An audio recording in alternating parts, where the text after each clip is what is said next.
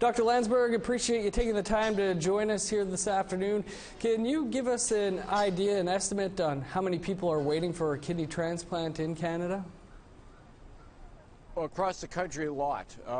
Right now, over 3,000, and that probably doesn't take into account a couple of more thousand who are just about ready to get on the waiting list. What sort of tests are done to determine whether you're a match for somebody with a kidney? So matching is important. You need to be a compatible blood group, and we need to make sure that the person who's going to get the transplant doesn't have antibodies against you. So we can do all of that testing with the blood testing. And then if we're lucky, we have more than one match, and then we can determine from that blood test as well the degree of compatibility. So there's a lot we can get out of a blood test. Can you tell us about the paired kidney exchange program and how that works? So the paired exchange program is a great program whereby you have a donor who wants to help you, but they can't because they're not compatible based on that blood test that we just talked about. So in that program, a pair where there's a donor who wants to donate and a recipient who needs one, they enter, and through a very sophisticated computer program, we can look at other pairs and then find matches. So it comes out with a chain, and so this person can donate to this person, and in return, that person can donate to that person can donate to that person.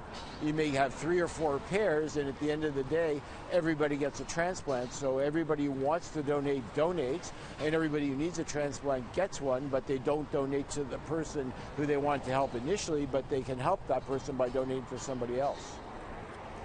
Great program. What's involved in the actual surgery, and how long is the recovery time here? So for most donors, the surgery can actually be done laparoscopically. So that's by the small instruments which are inserted through very small incisions. All the work's done inside the body, and then the kidney's removed through a small incision. So that's called laparoscopic surgery. Surgery recovery time is pretty quick. Most people are out of the hospital within 2 or 3 days. For the recipients, most people are in about 3 or 4 or 5 days. That's all. So it's pretty quick work. Yeah, wow. What's involved for the? What are the long-term risks for a kidney donation? So we need to make sure that the donor is in excellent health and has excellent kidney function in both of their kidneys. And so the remaining kidney is going to have to last them for the rest of their lives. So we need to make sure that that kidney is healthy and will do that. So we need to make sure that the donor doesn't have a problem which could lead to future kidney failure. If somebody gets a problem which could lead to future kidney failure like diabetes or high blood pressure, that's the risk. So they need to have very careful follow-up after donation to make sure they're still healthy.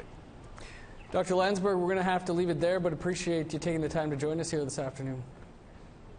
My pleasure.